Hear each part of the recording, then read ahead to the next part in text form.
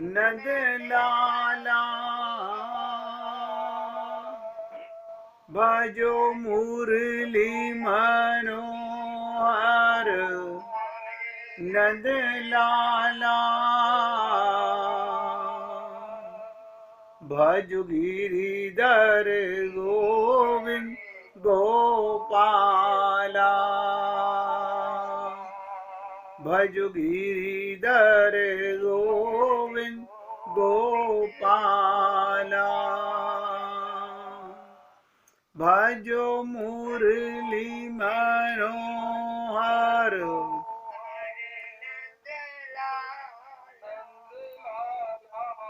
भजो मुरली मनोहर नंद लाला भजो गिरिधर गोविंद गोपाला भजो गिरिधर गोविंद गोपाला बोलिए वृंदावन बिहारी लाल की जय जय श्री राधे जय जय श्री राधे। सभी भक्तों से निवेदन, बहुत एकाग्रचित होकर सत्संग के प्रत्येक शब्द को हृदयंगम करने का पूरा प्रयत्न कीजिए। कल आपके साथ चर्चा चली कि भगवत प्राप्ति हमारा जन्म सिद्ध अधिकार है। भगवान की असीम कृपा से आप और हम सबको मानव चोला मिला। गुरु की कृपा से ये ज्ञान हुआ कि इस देह में हरि मिलत हैं। लेकिन ये भी सत्य है कि क्या कारण है हम अपने लक्ष्य को नहीं पा रहे। पाना चाहते हैं, ऐसा कोई जीव नहीं है जो आनंद नहीं चाहता, जो भगवत प्राप्ति नहीं चाहता। आनंद नाम ही भगवान का है। कहीं न कहीं हम लोगों को विचार करना पड़ेगा, समझना पड़ेगा कि त्रुटि भगवान में नहीं है, गुरु में नहीं है, हम में कहीं ना कहीं त्रुटि है। हम ही कहीं उलझे हुए हैं, हमारी उलझन सुलझ नहीं रही है। ये तो वो हाल हो गया कि उलझन सुलझे ना, रास्ता दिखे ना, जाऊं कहां। जब ये मालूम हुआ इस देह में हरि मिलते हैं, तो मन में ये जिज्ञासा हुई। धीरे धीरे, बचपन में इस बात का किसी को होश नहीं होता कि शरीर मरण धर्मा है, हम मृत्यु लोक में हैं। जवानी में भी लोगों को इस बात का होश नहीं होता। लेकिन जैसे जैसे उम्र बढ़ने लगती है तो सबको नजर आने लगता है कि एक न एक दिन ये शरीर छूट रहा है। अभी छूटा नहीं है, एक दिन छूट जाएगा, ये सबको विश्वास है। हम सबका एक्सपीरियंस है। अपने वंश को देखते देखते कि कितने हमारे परिवार से लोग जा चुके हैं और कोई लौट कर मिलने नहीं आया है। तो हमारे मन में ये जिज्ञासा होती है कि क्या हमने वो कार्य कर लिया जिसके लिए ये देह मिला था। आप और हम लोग अंदर से बहुत खुश हो जाते हैं कि हमने बहुत धन कमा लिया, बहुत नाम कमा लिया, बहुत ऐश्वर्य कमा लिया, बहुत कुछ परिवार इकट्ठा कर लिया, लेकिन कभी विचार नहीं किया ये सब तुम्हारे साथ आगे नहीं जाने वाले हैं।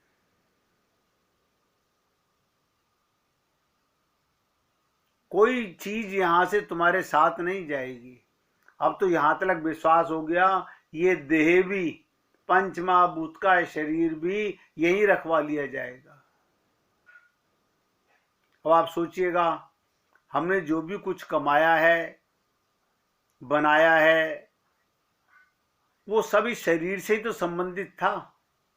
जब शरीर ही मरण धर्मा है तो बाकी सब चीजें हमारे साथ किस काम की हैं।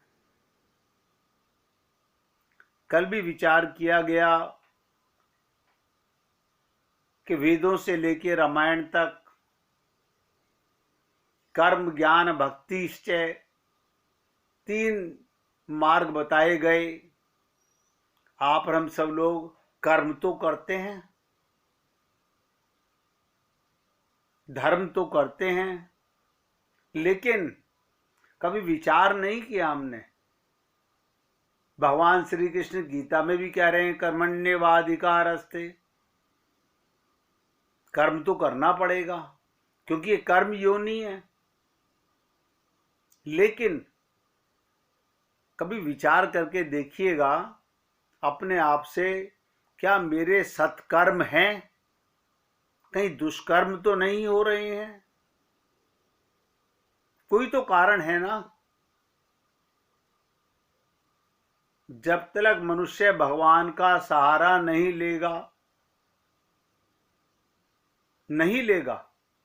तब तक कोई भी सहारा टिकेगा नहीं, और ये जीव निरंतर दुख पाता ही रहेगा। हर जन्म में ये तो अब समझ आने लगा ना कि आखिर कब तक पुनरपि जननम पुनरपि मरणम, बार बार संसार में आवागमन के चक्कर में, क्या यही जीवन है? नहीं, ये जीवन नहीं है। अगर ये जीवन होता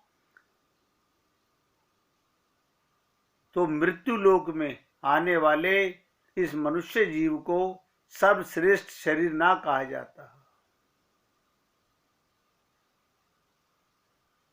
कल हमने आपसे चर्चा की, आप जिसे हम सब मिलकर के जिसे कर्म कहते हैं, धर्म कहते हैं, कल मैंने आपके साथ भगवान राम के परिवार का कर्म बताया और धर्म भी बताया। अगर गहराई से विचार करके देखें तो किसी ने भी उस धर्म का पालन नहीं किया जिसे आप और हम लोग धर्म मानते हैं। धर्म तो किया, लेकिन कौन सा धर्म किया, कौन सा कर्म किया, जो आप और हम लोग समझ नहीं पा रहे हैं। मैं आपका ध्यान फिर खींचना चाह रहा हूं। भरत जी के विषय में बताया, लक्ष्मण जी के विषय में बताया, शत्रुघ्न जी के विषय में बताया, यहां तक स्वयं जानकी सीता जी के विषय में भी बताया गया। अब आप सोचिएगा, जिनको माध्यम मान करके, जिनको हम अपना बेस मान करके भगवत प्राप्ति करना चाहते हैं, उनके धर्म का आचरण और हमारे धर्म का आचरण में अंतर कभी समझने का प्रयत्न नहीं किया। और केवल ये प्रभु राम के परिवार की बात नहीं, एक बार मैंने आपको बताया था राक्षस कुलों की भी यही हालत थी। इतिहास गवाह है, भक्त प्रहलाद ने पिता की आज्ञा का उल्लंघन किया था। भक्त प्रहलाद ने पिता की आज्ञा का उल्लंघन किया, तो क्या वह अधर्मी थे?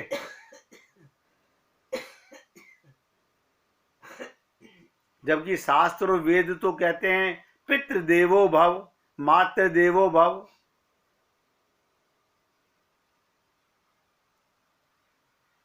लेकिन आप और हम लोगों ने क्या शिक्षा ली? रामायण सुन ली, भागवत सुन ली, गीता सुन ली, डिसीजन नहीं निकाल सके।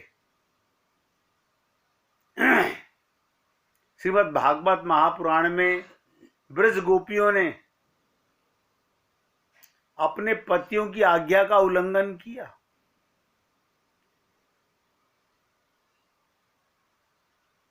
क्या वजह थी? उन्हें तत्व ज्ञान था, उन्हें परम पति से संबंध बना चुकी थी, जिसका आप और हम लोगों को ज्ञान नहीं है। रावण का भाई छोटा विभीषण बड़े भाई की आज्ञा का उल्लंघन किया, और तुलसीदास जी ने तो इसके ऊपर लिख भी दिया, तजो पिता प्रहलाद विभीषण बंधु भरत महतारी। बताइए, प्रहलाद ने पिता का त्याग कर दिया, विभीषण ने भाई का त्याग कर दिया, भरत ने माता का त्याग कर दिया, बलि ने राजा बलि ने अपने गुरु का त्याग कर दिया। बलि गुरु तजो कंत ब्रज नितनी वे सब मंगलकारी। अब ब्रज की गोपियों ने पतियों का आज्ञा का उल्लंघन कर दिया, और ये सब मंगलकारी सिद्ध हुई, सब के सब। भरत जी की कितनी तारीफ करते हैं हम लोग, भक्ति के स्तंभ कहे जाते हैं। बताइए, ये धर्म कौन सा कर रहे हैं, ये कर्म कौन सा कर रहे हैं, और आप और हम कौन सा धर्म कर्म कर रहे हैं? आपको लगता है हम जो धर्म कर रहे हैं वो धर्म है?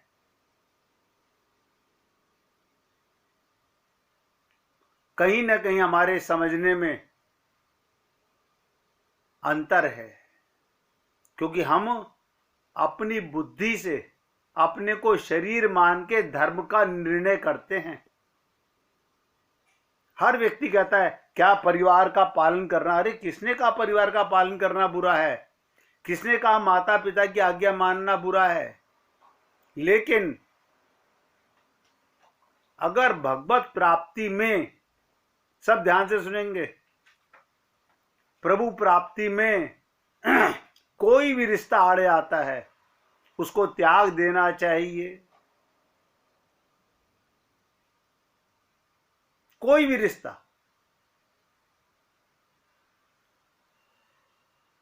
हमारा ध्येय केवल भगवत प्राप्ति का होना चाहिए।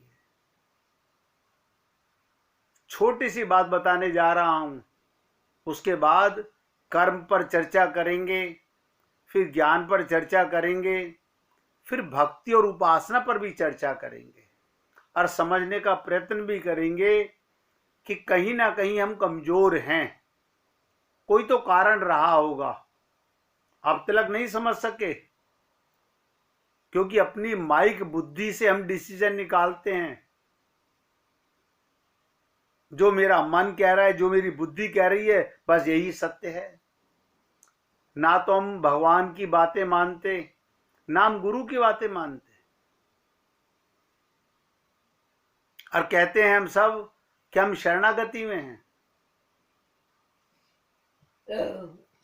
जब तक हमारे को अपने रोग का पता नहीं चलेगा, तो उस रोग का निवारण करेंगे कैसे?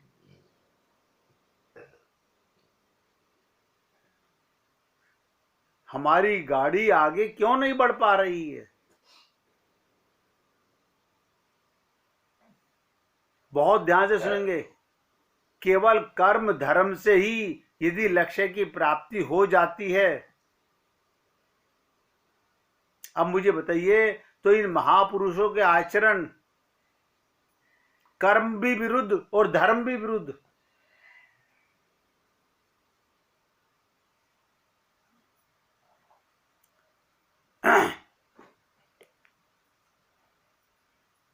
अब आप ऐसा सोचेंगे, हमारी बुद्धि से भरत जी ने गलत किया, अपनी माता को छोड़ दिया,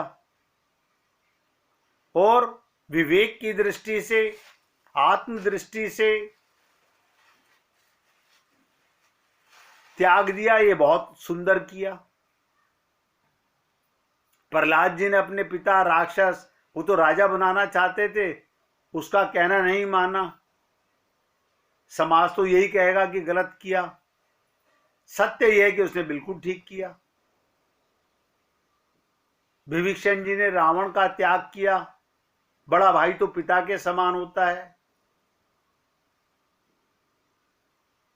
कारण क्या है? सत्य और असत्य का ज्ञान हम अपनी बुद्धि से बिल्कुल नहीं कर सकते, क्योंकि हमारी बुद्धि सब मान के रखें, हमारी बुद्धि माइक बुद्धि है। हम शरीर के संबंध पर ही विचार करते हैं, शरीर के सुख पर ही विचार करते हैं। हम सबको ये तत्व ज्ञान तो हो गया कि मैं आत्मा हूं, लेकिन अनुभूति तो नहीं हुई। आत्मा की अनुभूति होती तो हमारा धर्म केवल भगवत प्राप्ति, केवल धर्म, आत्मा का धर्म है भगवान की प्राप्ति करना। आप देख लीजिए हम कौन से धर्म कर रहे हैं।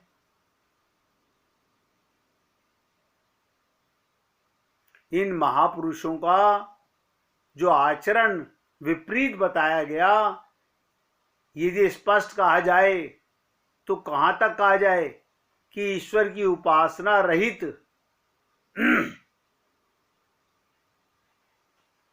ईश्वर की प्राप्ति के लिए कौन सा धर्म सही है और कौन सा कर्म सही है, ये आप और हम लोग अपनी बुद्धि से नहीं समझ सकते।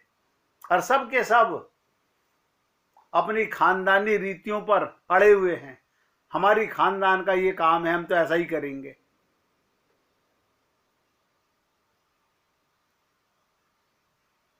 जब आपको ये पता चला कि मैं तो ईश्वर का अंश हूं, मैं किसका अंश हूं? भगवान का। तो मेरा संबंध तो भगवान से है, क्योंकि मैं आत्मा हूं और धर्म निभा रहा हूं शरीर के, तो भगवत प्राप्ति होगी कैसे? सब के सब लोग भगवान राम का, कृष्ण का नाम उच्चारण करते हैं, करना चाहिए, करना चाहिए। कभी हमने सोचा, जब हम नाम लेते हैं तो कहा गया प्रथम राम रसना सिवर और द्वितीय कंठ लगाए, तृतीय हृदय ध्यान धर, चौथे नाम मिलाए। जब राम नाम भीतर उतरेगा, ध्यान से सुनो, भीतर उतरेगा तो भीतर जाने पर वो सब काम कर लेगा। दवा शरीर के अंदर उतरती है, बाहर दवा को देख करके आप ठीक नहीं हो जाते। कोई बता दीजिए दवा को देखने से आप ठीक हो जाते हो? उसका सेवन करते हो, भगवान के संबंध का सेवन नहीं करते। शरीर के संबंध के पीछे जीव लालायित है। जैसे ही हृदय में भगवान का नाम उतरता है तो क्या होता है? शुद्धि होती है, पवित्रता होती है, निर्मलता होती है, भगवान की भक्ति जो आनी चाहिए सब आ जाएगी।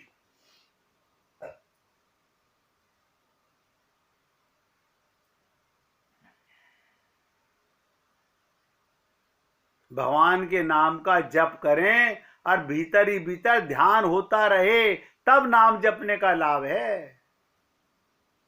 खाली कैसेट की तरह बजने का कोई लाभ नहीं है। भीतर ध्यान, मुख से एक बार नाम मत लो, ध्यान होना चाहिए। इसी को सुमिरन कहते हैं, इसी को मनन कहते हैं, इसी को चिंतन कहते हैं।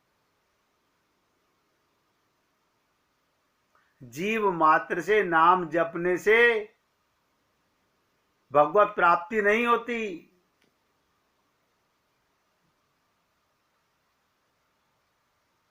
जीव से जप करना बड़ा सुगम है और ध्यान करना कठिन नजर आता है।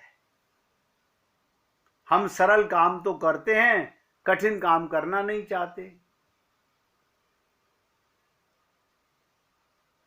अब आप सोचिएगा, हम सब लोग कर्म करते हैं और धर्म भी करते हैं, हम कोई पापी थोड़ी हैं। लेकिन क्या हम कर्म को और धर्म को समझते हैं या जानते हैं? सही मायने में आप और हम लोग अपने आप से तो अपने आप को 100% मार्क्स देंगे। मैं जो कर्म कर रहा हूं सत्कर्म यही है, सत्कर्म है तो भगवत प्राप्ति होनी चाहिए थी। जब गुरु ने इतनी बात कही, इसे देह में हरि मिलत हैं, तो कहीं तो कमी है ना हमारे अंदर। बिनु गुरु होए के ज्ञान, ज्ञान की होए विराग बिनु। आप सोचिएगा, बिना गुरु के ज्ञान नहीं होता। सांसारिक भौतिकवाद का ज्ञान भी किसी न किसी गुरु से ही हुआ है हमको।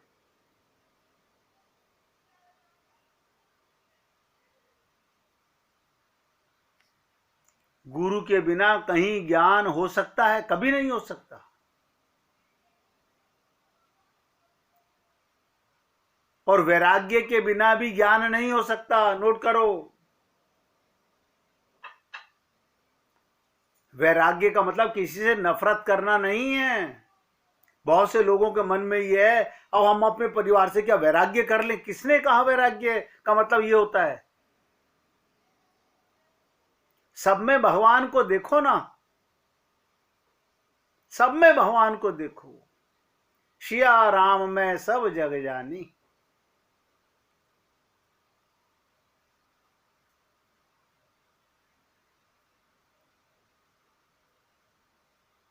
तो जैसे गुरु के बिना सही ज्ञान नहीं हो सकता, वैराग्य के बिना भी ज्ञान नहीं हो सकता, इसी तरह वैराग्य क्या होना चाहिए? परिवार में, संसार में, सामान सब है तुम्हारे घर में, लेकिन इनमें राग नहीं होना चाहिए, इनमें अपनापन नहीं होना चाहिए। हमारा सब में अपनापन है। ये मेरा मकान, ये मेरी दुकान, ये मेरा परिवार। ये अपनेपन का ही तो दोष है। ये ज्ञान कहाँ है? होटल में जाकर के आप पैसे देकर के तो होटल में रहते हो, वहां तो नहीं कहते मेरा होटल। पता है, सबको पता है 5 दिन की बुकिंग है, फिर यहां से चले जाना है। लेकिन इस मकान को अपना समझते हैं।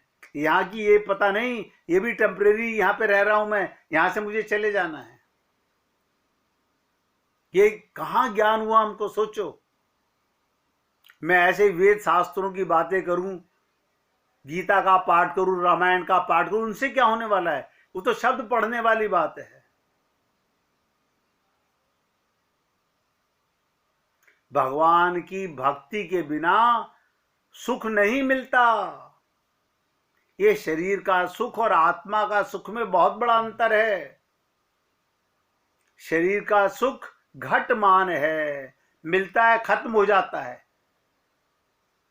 और भगवान का सुख, भगवान का प्रेम बढ़मान है, कभी मिटेगा नहीं।